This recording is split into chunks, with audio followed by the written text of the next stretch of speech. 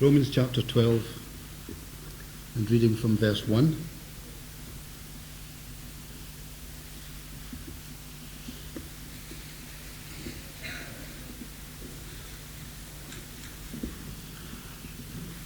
I beseech you therefore, brethren, by the mercies of God, that you present your bodies a living sacrifice, wholly acceptable unto God, which is your reasonable service. And be not conformed to this world, but be ye transformed by the renewing of your mind, that you may prove what is that good and acceptable and perfect will of God.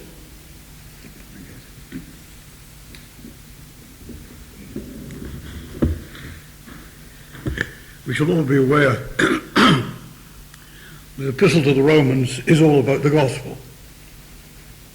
You would say the first 8 chapters are the doctrine of the gospel. Chapter 9, 10 and 11 are the gospel relative to Israel in the past, in the present and in the future. And from verse chapter 12 to the end, you have the kind of life that Christians ought to live, because they are the recipients of the gospel. It's all about the gospel, is the epistle to the Romans. Now, the first 8 chapters of the epistle to the Romans have told us all that God has done for us. Called in the verse our brother, my son, read to you, the tender mercies of God. The tender mercies of God took us up when, according to Romans chapter 1, we were ugly, terribly back sinners. I suppose in Romans chapter 1 you have the heathen, or maybe you have a debauched Roman soldier, a real bad sinner, shall we say. In Romans chapter 2 you have the cultured Greek, and then you have the religious Jew, all of them deserving nothing but the judgment of God because of their sins. And God shows his tender mercy to them, the tender mercies of God. In those 3 first chapters of Romans, mankind is condemned, guilty before God, ready to perish. Real black-dyed sinner who can't do anything to improve himself at all.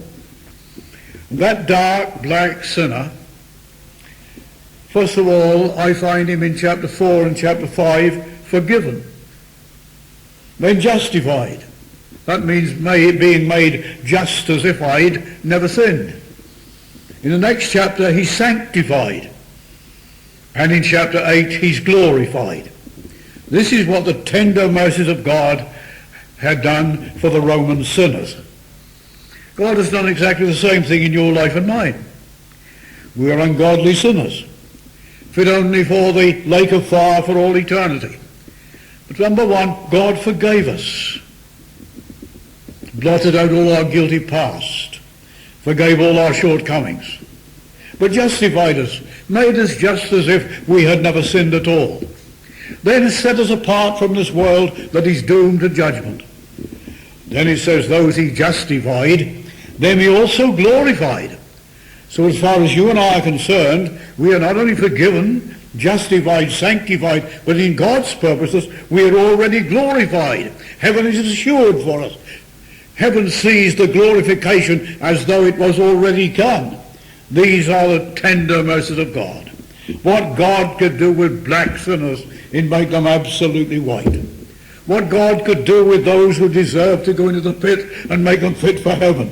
The tender mercies of God. I want particularly you young folk to look back over your lives and consider what the tender mercies of God have done in your life. Many of you brought up in Christian homes, saved by divine grace. To be brought up in a Christian home is one of the tender mercies of God.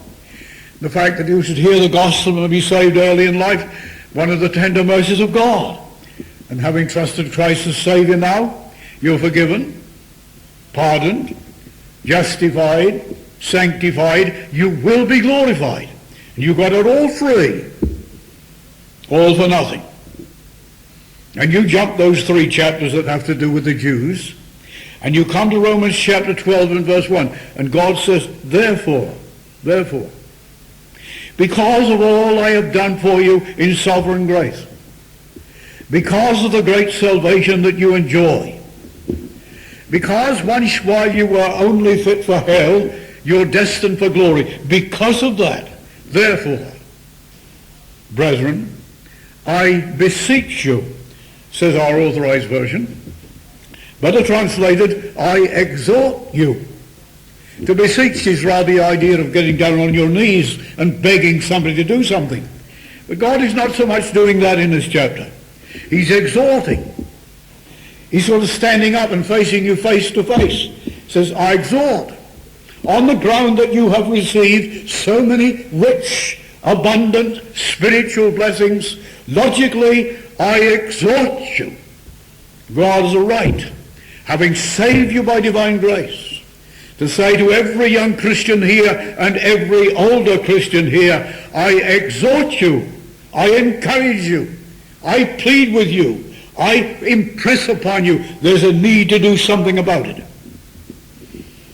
Now tonight I'm going to call my address, Doing Big Business with God.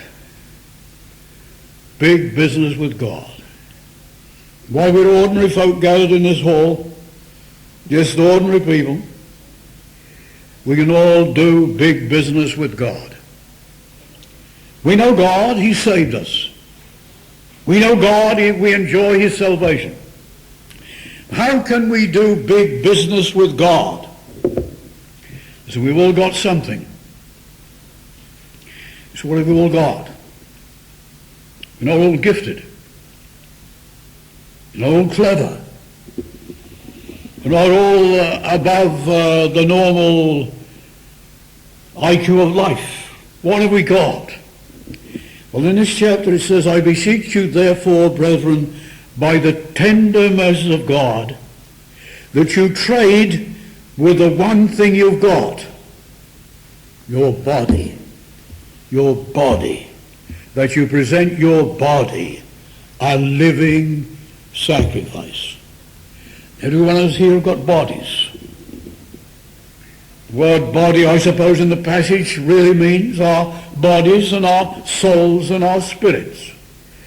For the body is that which expresses our emotions.